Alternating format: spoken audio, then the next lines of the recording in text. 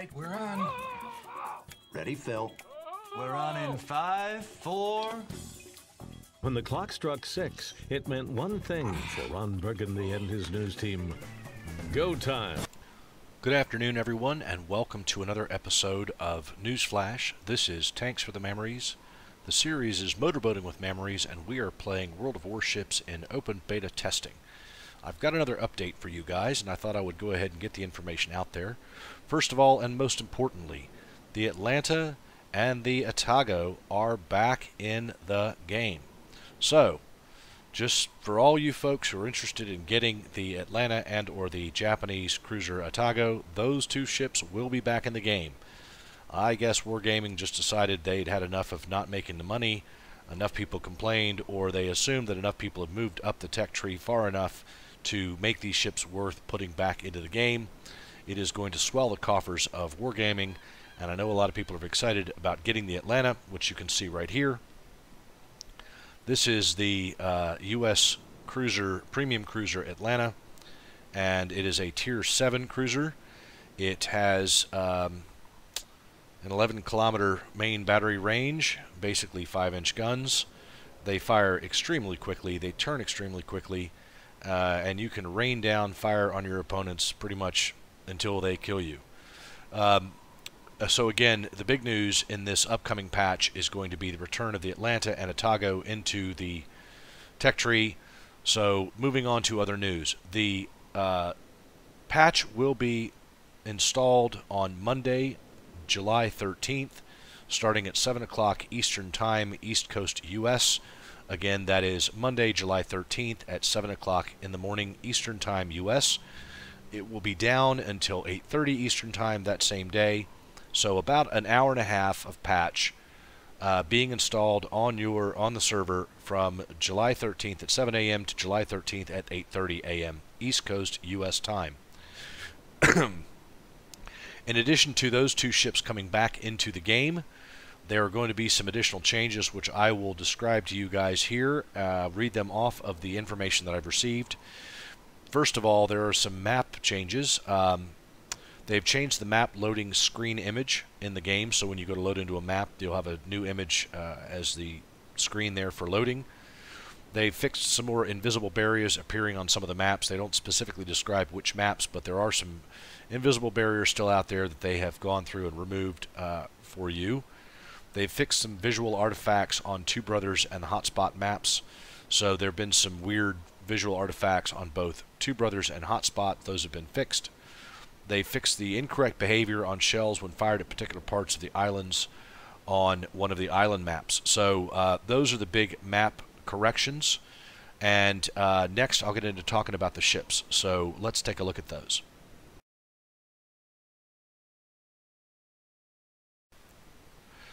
Now for ships, this is kind of a big deal. I had done a previous video where I had gone through and talked about some of the ships that were coming into the game that we should be seeing in the near future, and that included the Mikasa, the Diana, the Marblehead, things like that. And so we are now starting to see those. If I recall correctly, there was the Marblehead, which was an American-type cruiser. There was the Mikasa, which is a Japanese pre-dreadnought battleship. There was a Japanese destroyer, and I believe the Russian, one of the Russian sort of pre-dreadnought battlecruiser type ships, which was the Diana. So what we've been told is coming in this next patch. Now you may not necessarily be able to get these ships, but you should see them in the game. There'll be a limited number of people who will be playing these in the game so that we get some exposure to them, as well as they get to do some testing with these ships against regular players in open beta. And those ships are going to be the Diana, which is a Russian ship, an armored cruiser with a pretty good primary battery and lots of secondaries. There's what's called the Pallada, which is another example of an armored cruiser from the pre-Soviet Russian Navy. Again, this is a sort of a pre-dreadnought armored cruiser from the Imperial Russian Navy.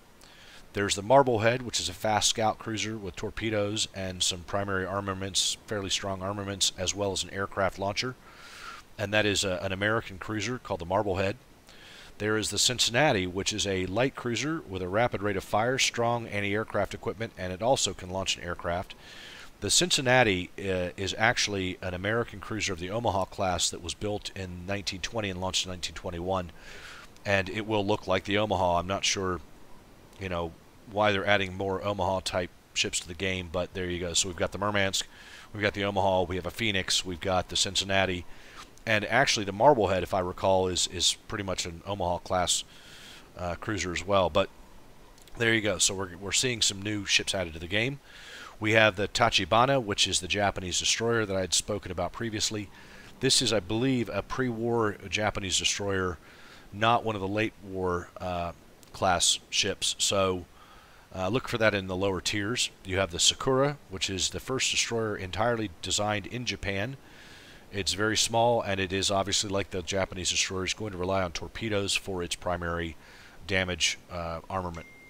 There's also, again, as I mentioned previously and put some pictures up, there's the Mikasa, which is pretty much the last of the pre-war or the pre-dreadnought battleships in existence today. It is a museum in Japan. It managed to survive the Second World War. It wasn't used in combat, but it was a ship that managed to survive. It has been restored and is now a museum in Japan. It's a beautiful ship. There's plenty of information about it on the internet, but it was one of the ships that the Japanese used to defeat the Imperial Russian Navy in the Pacific before the First World War back in the early 1900s. Again, a beautiful ship. Fought the Russian-Japanese War. Again, that one's coming into the game, and I look forward to seeing that. That's going to be a very low-tier sort of pre-battleship battleship because it is a pre-dreadnought ship.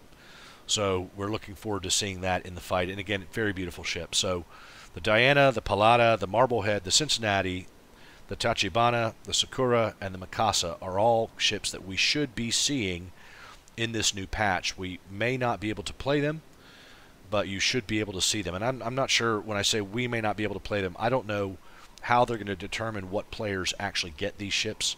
It could be that they'll just be testers that have them, that bring them into the game and we get to play against them. I don't know, but it could be that some random person watching this video is going to have those ships show up in their tech tree in their port.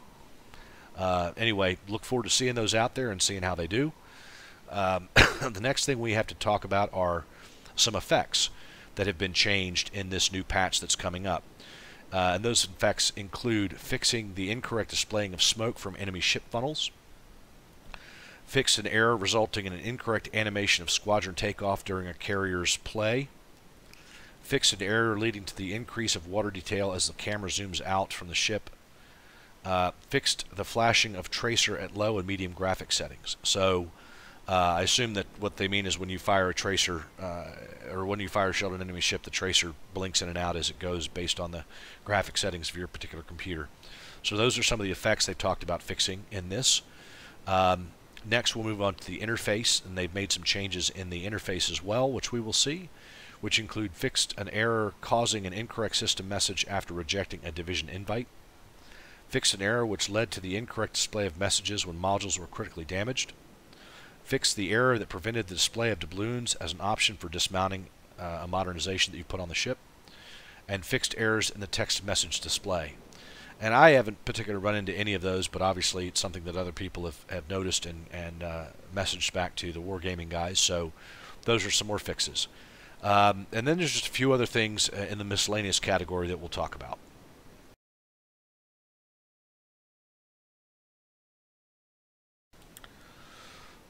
So from the miscellaneous standpoint, they fixed an error which in some cases led to a client crash when opening the chat channel in the game. They fixed an error which led to a client crash while entering the battle. They fixed an error which incorrectly set some graphic settings when auto-detecting graphic settings on low computers. The map selection for the server has been reworked, so I'm looking forward to that because I last night played 4 battles in a row with my Umikaze and got pretty much the same map in every battle. Ran into the same islands every time. It gets embarrassing. So I'm glad to see that we're going to have some maps up in the rotation changed around a little bit there. And again, recall that it's only in the higher tiers that you're going to see a couple of maps that you don't see now. So as people move up into the higher tiers, they're going to be starting to see some new maps. Like I believe the ice map is going to show up and some other ones. So, but at least for the lower tiers now will have some different maps in the rotation, I guess. Next is they fixed the error that led to the ship staying in battle indefinitely, which I've heard about, that people get a ship, they play it and they lose, or they die and they come out and the ship just stays there, doesn't come back to port. Fix an error of the battle not finishing when bases are captured simultaneously, which I did see an image of that where both bases have been captured simultaneously and the game just kept going and going and going. So yeah, they're going to fix that. And fixed an issue which caused a failure to display damage icons for the AA system on Russian and British ships. So that's it. That's the big news. That's pretty much all of the different things, from miscellaneous changes to the interface changes to map changes to the addition of new ships into the game to the return of the Atlanta, which you can see here, and the Atago, which is the Japanese cruiser. So just briefly for everybody, the Atlanta doesn't have the most survivability. Combat capability is pretty low. It's only 27,500, which is, you know, not that much for being a tier 7 ship. But the main battery's firing range is 11.1 kilometers. Let me check something. The Sims. Yeah, the Sims has got a further shooting range than the Atlanta does. 127.38 Mark 30s. 127.38 Mark 32. Right. So the Sims has got a further firing range than the Atlanta does. But the Atlanta has a whole bunch of guns. So it's got 8 times 2. It's got 16 barrels on here, of which you can shoot, you know, quite a few at any given time. So, you know, as I've said previously, the turrets are made of paper mache. They will get knocked out if you look at them sideways. But that's okay because you got a lot of turrets and they shoot really quick. So, the turn, 180-degree turn is 7.2 seconds. It pretty much fires non-stop, 12 rounds a minute. So, you know, we've got, what, 16 barrels times 12 a minute. It's an incredible rate of fire. If you time your shooting correctly, you will never be reloading while you are firing. It does have torpedoes, which I've mentioned in a previous video where I managed a torpedo in Omaha, and he was very surprised about that. The torpedo range is 4.5 kilometers, so it is pretty much a last-ditch or coming around the mountain weapon, but you can kill people with it. It does have some anti-aircraft guns on it. It's got both the 20mm, 28mm, and then the big 127 regular guns. Your main batteries can fire anti-aircraft. It is a fairly maneuverable ship. It's pretty quick, 32.8 knots. It's got a decent turning radius. It's not the smallest out there. The rudder shift is pretty good, so it does maneuver pretty well, but it is fairly large, so you got to make that maneuver count. You just can't wiggle, wiggle, wiggle and get away with getting missed. The surface detectability range is 11 kilometers, which means that theoretically you've got less than 1/10 of a kilometer to be able to fire without being spotted, but chances are you're going to be spotted at your firing range. So anyway, that's the Atlanta. Let's take a look real quick at the Atago here, which is also coming back into port. Beautiful looking ship, nice camouflage pattern on it. Got this great brutal flat front face of the bridge there. Very cool looking. It's got lots of guns up front. Got an aircraft on it, and it's got some guns in the back there as well. Not the best number of health points, but it's okay. It does have 2 aircraft. You get one shot down, it can put another one up there for you. The main battery firing range is 15.8 kilometers, so it gets out there okay. Got pretty decent distance. It's got a total of 10 barrels of 203mm main battery, and it has pretty decent secondary armament, 8 guns of 127mm, so, or 8 cannons, 8 barrels. The torpedo range is 10 kilometers, so it does have decent torpedo range.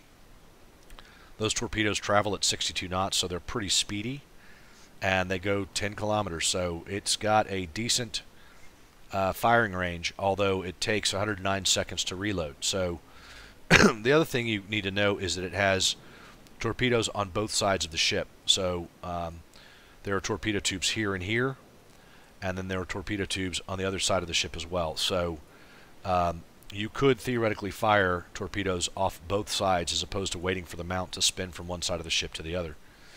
Maneuverability, it's 35.6 knots. Turning circle is relatively large. It's not huge, but it's relatively large. Rudder shift time is okay, but it's got a decent speed to it, and it gets spotted out at 11.9 kilometers. So you got 1.9 kilometers worth of distance between firing your torpedoes and being spotted, so you're never going to fire your torpedoes in a stealth mode. But you can fire your main batteries because you've got about 4 kilometers of difference in distance between being spotted and being able to hit things at your maximum range. So anyway, this is the Atago. This is coming back into the game along with the Atlanta, as I mentioned previously. Nice looking ship. So anyway, wanted to get this news flash out to you guys. Look for that patch to be coming on July 13th. That's this coming Monday, July 13th, starting at 7 o'clock in the morning Eastern Time and going for approximately an hour and a half until 8:30 Eastern Time U.S. The last patch we had, I think, went a little long. It took a couple of extra hours for them to get it in and settled and running. So, you know, that could happen this time as well. One thing you guys need to understand is that they will put the downloadable changes to the code on your client when you go to log into the game. That doesn't mean that the server has actually finished burning in the new code for the patch. Just because your computer has downloaded and installed the new patch information to change things on the client side for you does not mean that the server has actually finished loading its stuff and is back online. I do see a lot of messages on the forums that say, oh my god, the patch is downloaded, how come I can't get into the game? The server says I can't get into the game. It's because while your computer has downloaded the patch information, it doesn't mean that the server is ready for you to log on yet. So give it till 8:30. If after 8:30 there's trouble, check the forums just to see if there's been any information saying the patch hasn't finished loading onto the server yet. But by the time you guys get home from work on Monday, you should have the patch in and the game ready to play, and then you can look for all those new ships I talked about, the Marblehead, the Palada, the Mikasa, some Japanese ships coming in there, as well as the Cincinnati. So anyway, thanks for watching this. I appreciate it. Try to make it quick for you guys and get the information out to you. Don't forget to like and subscribe, and I will be posting some additional videos in the near future. Do check out the Umikaze video that I posted yesterday afternoon. It is a bit long, but it does have some tips, tricks, and information on how to play the low-tier Japanese destroyers. I will be posting some of the American destroyers and other ships in the very near future. So thanks very much, and have a great afternoon. Take care. Wanted to add these to the end of the video. These are the ships I was talking about, the Diana and Marblehead, which I'll show historical images of here. This is the Marblehead, the American cruiser of the Omaha class. This is the Diana, the Russian protected armored cruiser. The next ones we're going to have are going to be the Tachibana and the Mikasa. I don't have a great image of the Mikasa, so I've pulled this line drawing off. This is the Mikasa, basically pre-dreadnought Japanese battleship. And this is from the Wargaming Russian site. This is the Tachibana, Japanese destroyer. Then we're going to have, let's see, this is the Palada, protected armored cruiser Palada. And of course the USS Cincinnati, again, another Omaha class cruiser. And then we have the Japanese destroyer Sakura. And that's it. So thanks for watching again. I appreciate you watching this news flash. Don't forget to like and subscribe. Y'all take care. Thank you.